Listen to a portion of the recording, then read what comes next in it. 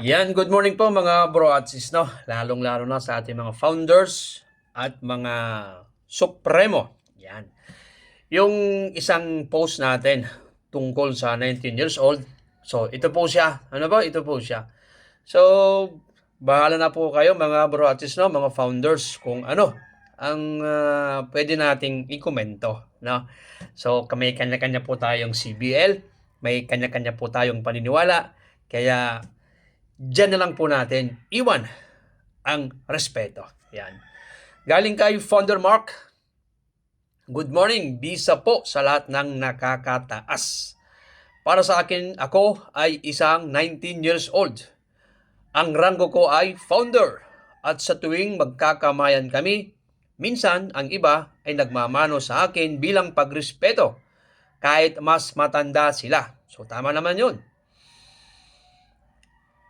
Pero, matanda sila sa akin. Pero sa ganon, may tinatawag tayong baliktanaw. Siyan.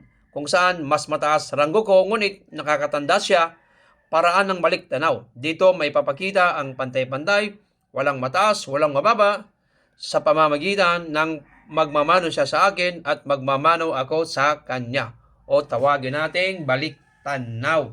So yan pong baliktanaw ay pinauso lang yan ng kabilang faction, ano? Sa PGBI ay wala naman tayong baliktanaw. Kaya sabi ko nga, no? Ang minsan kasi yung pagmamano ay nababaliwala, no? Minsan talagang magpa-founder ka lang para lang makuha mo yung respeto ng iba sa maling paraan. Pero hindi naman lahat, ano, ang gusto lang naman talaga natin ay magkaroon ng magandang standard. Sino-sino nga ba ang dapat nating manuhan? Ano po? Ako nga, no? Godfather, founder, no? 20 years. Pero Godfather pa rin ang aking ranggo, di ba? Godfather pa rin. Hindi ko na kaya maging supremo, no? Kung 7 years pa ako sa PGBI, pwede pa, no? Maging 7 years pa sa serbisyo, pwede pa na maging supremo. Pero ngayon, hindi na natin kaya.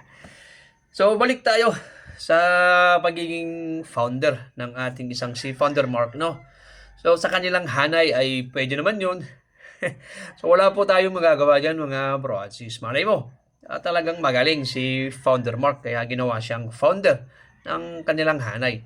Kesa naman sa mga founder na naging founder lang sa inuman o nasilip sa mabuting usapan. May mga kanya-kanya tayong pananaw, may kanya-kanya tayong alituntunin, no, panatuntunan. So, respeto lang po ang kailangan natin, no? So, iwan po natin ang